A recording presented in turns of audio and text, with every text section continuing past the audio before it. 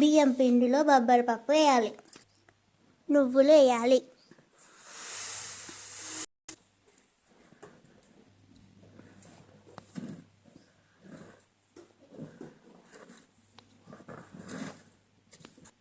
మంచిగా కలుపుకోవాలి. జీలకర్ర వేయాలి,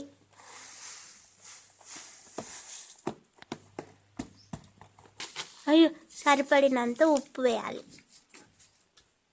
కారం వేయాలి,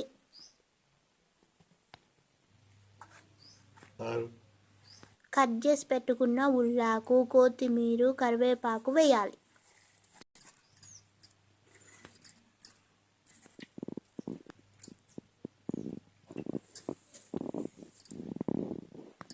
నువ్వు అట్లా ఆగు, కొద్దిగా ఆగు, ఇది వేసినాక కలుపుతూ ఆగు. నీకు బాగా రోగం బాగుంటుందని నాకు తెలుసు. దీన్ని ఏంటిదని రోజు చెప్పవా? కొద్దిగా ఉల్లిపాయ ముక్కలు ఎట్లా కనబడతాయి? కొద్ది చెంచాతో చూపియవా నువ్వు ఉల్లిపాయ ముక్కలు? ఇది అల్లం. ఆగా ఒక్క నిమిషం, నాకు చూపియవా ఇట్లా పట్టుకొని? ఎల్లిపాయలు పచ్చిమిర్చి పేస్ట్ వేయాలి. కొద్దిగా ఉప్పు వేసి మిక్సీ వేసుకున్నది. ఉల్లిగడ్డలు కట్ చేసి పెట్టుకున్న ఉల్లిగడ్డ ముక్కలు వేయాలి.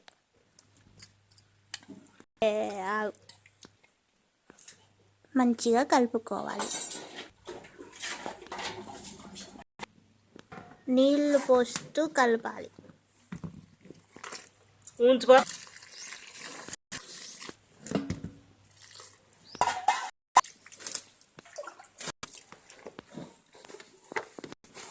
ఇలా మంచిగా అంతా కలుపుకోవాలి. పిండిని ఇలా ముద్దలుగా కట్టుకో.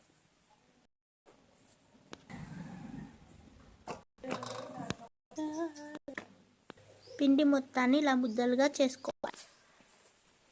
చెద్దర వేయాలి.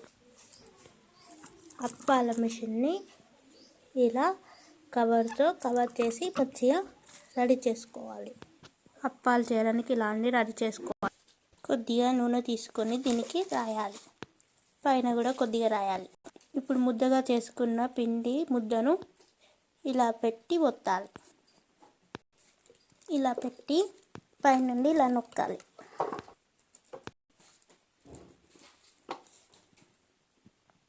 ఇప్పుడు ఇలా అప్పం రెడీ అయింది.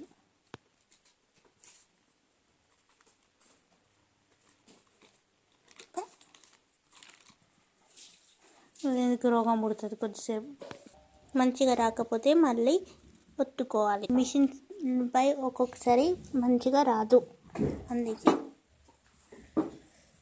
సెట్ చేసుకొని మంచిగా ఇలా చేయాలి. ఇప్పుడు మళ్ళీ నూనె రాసి మళ్ళీ ఒక ముద్ద తీసుకొని మళ్ళీ నొక్కి ఇలా మిషన్కి పై వైపున అప్ప వస్తుంది. దాన్ని మెల్లగా తీయాలి. మిషన్తో సరిగ్గా రాకుంటే ఆయిల్ రాసి కవర్కి ఆయిల్ రాసి ఇలా చేతితో కూడా నొక్కుంటే చాలా బాగా వస్తాయి.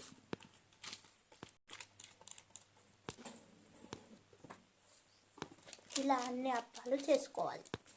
ఇలా అప్పాలు రెడీ అయ్యాక స్టవ్ ఆన్ చేసుకోవాలి.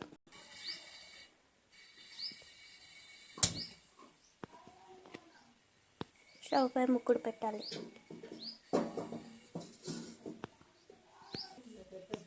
ఇప్పుడు జిడ్డు తాగకుండా చెంబడు నీళ్ళతోటి జిడ్డు తీసేసి పక్కన పెట్టుకోవాలి. ముక్కుడు వేడెక్కుతుంది. ముక్కుల్లో నూనె పోయాలి.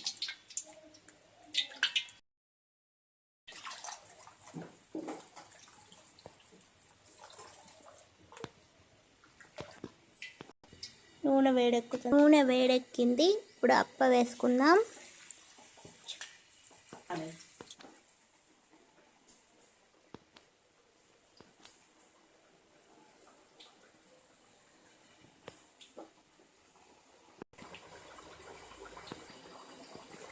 మంచిగా కాల్చుకోవాలి. ఇప్పుడు చక్కగా తీసుకోవాలి.